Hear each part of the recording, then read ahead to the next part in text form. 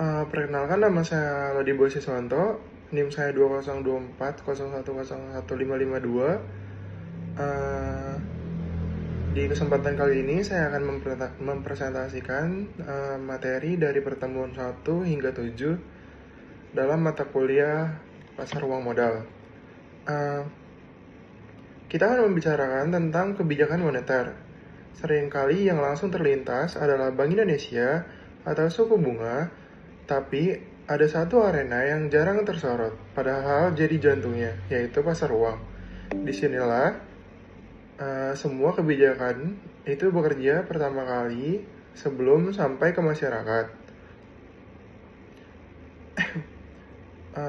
Kita akan membahasnya satu-satu. Apa itu pasar uang, siapa saja pemainnya, bagaimana ia bekerja, dan kenapa pasar yang sehat itu penting sekali untuk ekonomi kita.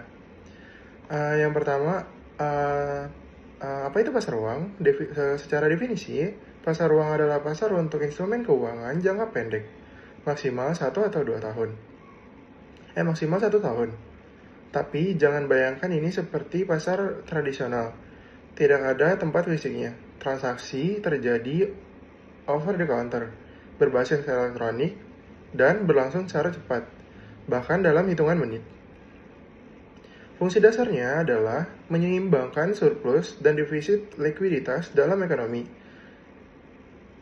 Artinya, kalau ada pihak yang punya kelebihan dana dan pihak lain butuh dana jangka pendek, pasar uang adalah jembatannya. Ini disebut solusi mismatch arus kas. Secara lebih luas, pasar uang punya 4 fungsi strategis. Pertama, fungsi likuiditas, memastikan dana tersedia kapan dibutuhkan. Kedua, fungsi transmisi, menjadi kanal utama kebijakan moneter. Ketiga, fungsi informasi, suku bunga di pasar uang adalah sinyal tentang kondisi dan ekspektasi ekonomi. Keempat, fungsi alokasi, menyediakan instrumen rendah resiko bagi investor. Yang sering dilupakan, pasar uang juga membentuk harga uang itu sendiri, yaitu suku bunga. Jadi, ia bukan sekedar fasilitas, tapi mekanisme penetapan harga yang mempengaruhi seluruh sistem keuangan. Selanjutnya, peran dalam stabilitas makro. Bagian ini yang paling penting secara konseptual. Pasar uang bukan berdiri sendiri. Ia adalah mata rantai pertama dalam transmisi kebijakan moneter ke ekonomi real. Alurnya begini. Bank Indonesia menetapkan kebijakan, misalnya menurunkan suku bunga acuan. Sinyal itu masuk ke pasar uang lebih dahulu. Di sana suku bunga antar bank menyesuaikan. Dari situ suku bunga kredit perbankan ikut bergerak. Ketika kredit lebih murah, investasi dan konsumsi masyarakat meningkat. Dan ujungnya, output ekonomi tumbuh atau inflasi terkendalikan. Jadi alurnya, dari kebijakan BI, terus pasar uang, lalu suku bunga, kemudian investasi dan konsumsi, setelah itu inflasi atau output. Nah, bayangkan, kalau pasar uang tidak berfungsi dengan baik, kebijakan BI tidak akan tersalurkan. Seperti pompa yang bekerja tapi pipanya bocor, tenaganya sia-sia. Itulah kenapa efisiensi pasar uang bukan hanya soal teknis keuangan, tapi soal efektivitas seluruh kebijakan ekonomi nasional. Dalam konteks global, pasar uang domestik juga terpengaruh kondisi luar negeri. Ketika likuiditas global ketat, misalnya saat The Fed menaikkan suku bunga, dana asing cenderung keluar dari Indonesia. Tekanan pasar uang meningkat dan Bank Indonesia harus merespon. Ini menunjukkan bahwa pasar uang kita sudah terintegrasi dengan sistem keuangan global. Selanjutnya, kelembagaan. Pasar uang bukan cuma urusan bank. Ada 5 kelompok aktor utama yang saling berinteraksi. Pertama, Bank Indonesia. Ini adalah orkestrator yang mengatur tempo permainan.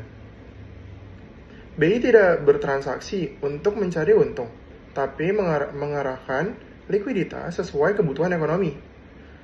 Kalau likuiditas terlalu banyak, BI menyerapnya. Kalau kurang, BI menyuntikannya. Kedua bank komersial ini intermediari utama, pemain paling aktif di pasar uang. Bank meminjam dan meminjamkan dana jangka pendek antar sesama bank, atau dengan BI. Kebutuhan setiap bank berbeda tiap hari tergantung arus kas nasabahnya. Maka pasar uang antar bank sangat aktif. Ketiga, pemerintah. Pemerintah masuk dalam pasar uang sebagai penerbit instrumen seperti surat berharga negara jangka pendek.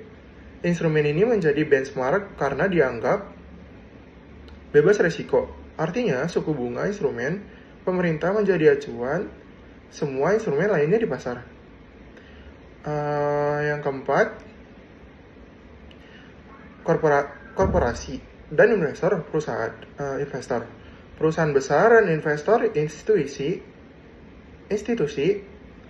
seperti dana pensiun atau reksadana menggunakan pasar uang untuk memarkir kelebihan kas jangka pendek atau mencari pendanaan. Mereka adalah pengguna sekaligus penyedia dana. Kelima, broker atau dealer. Mereka adalah fasilitator transaksi, mempertemukan pihak yang butuh dan yang punya dana, mengambil spread sebagai imbalannya. Kelima aktor ini terhubung satu sama lain melalui satu mekanisme, suku bunga. Suku bunga adalah bahasa pasar uang. Selanjutnya, peran Bank Indonesia sebagai orkestrator. BI punya 3 instrumen utama untuk mengelola pasar uang. Operasi pasar terbuka atau OPT adalah instrumen paling aktif. BI membeli atau menjual surat berharga dari pasar untuk menyerap atau menyuntikkan likuiditas. Kalau BI ingin mengontraksi likuiditas, ia menjual surat berharga, uang dari pasar mengalir ke BI.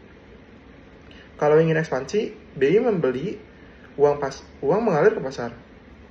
Repo dan refinance. Repo digunakan untuk manajemen likuiditas jangka sangat pendek, biasanya harian.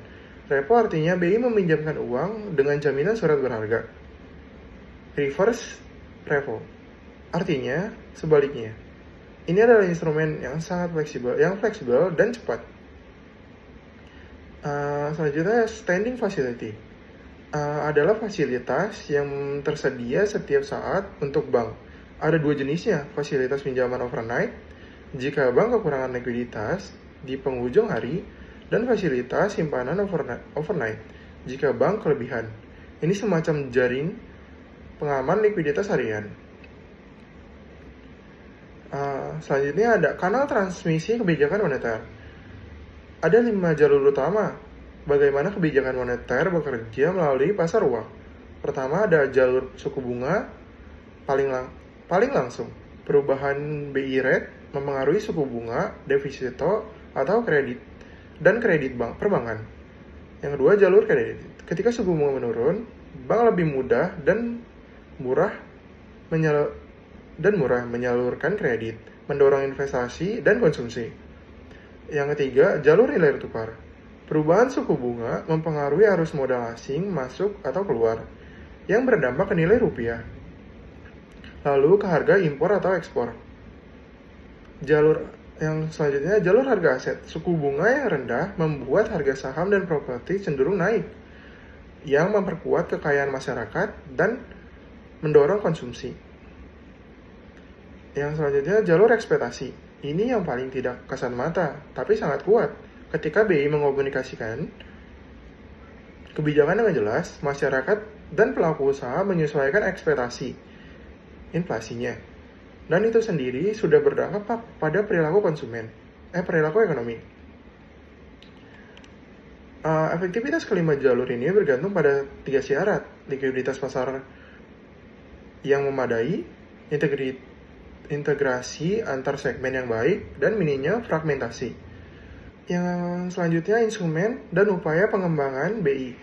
Instrumen utama yang diperdagangkan di pasar uang Indonesia antara lain sertifikat deposito, sertifikat Bank Indonesia, repo, dan commercial paper. Masing-masing melayani kebutuhan yang berbeda, dari manajemen likuiditas, harian, hingga pembiayaan jangka pendek korporasi. Bank Indonesia terus berupaya mengembangkan pasar uang agar semakin dalam dan efisien. Beberapa langkah strategisnya ada transparansi melalui pusat informasi pasar uang atau PIPU. Data transaksi tersedia secara real time.